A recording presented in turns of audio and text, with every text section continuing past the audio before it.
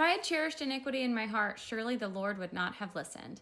This is such a powerful verse that comes from Psalm 66. The author of this psalm is unknown, but it's a psalm of deliverance, a psalm of, a season of blessing for the author.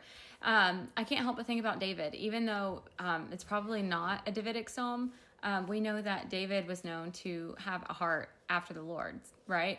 And so this person who wrote this psalm says, the Lord would not have listened if I cherished iniquity in my heart. And the Hebrew word here is avon for iniquity, and that means wickedness or idolatry. And so when you think about this person who's saying, if I would have cherished wickedness, if I would have cherished this separation from the Lord, he would not have answered my prayer.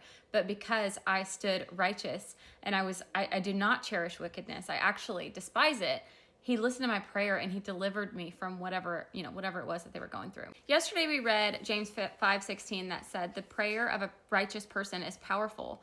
And James also talks about things that can hinder your prayers. James 4:3 says you ask and you do not receive because you ask wrongly to spend it on your passions. Basically warning against selfish desires, just desires and wishes and prayers that don't align with God's will.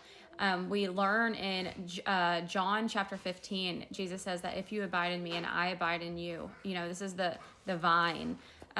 Basically the desires of your heart will be changed. So what I've really been studying kind of on my own, separate from this, is abiding in Jesus, and how whenever you abide, that your desires, your prayers, they all start to align with his will. And it makes sense that those are the prayers that are answered because you are asking in accordance to his will. Another verse where we get this idea is from Proverbs 15:29 that says, the Lord is far from the wicked, but he hears the prayer of the righteous. So we've learned how to pray. We've learned that the prayer of a righteous person is powerful. And now we're learning that God doesn't really listen to prayers of those that are not abiding in him, or those that treasure iniquity in their heart. What is it? What am I trying to say? Yeah, cherish iniquity. So verses 19 and 20 say, but truly God has listened. He has attended to the voice of my prayer. Blessed be God, because he has not rejected my prayer or removed his steadfast love from me.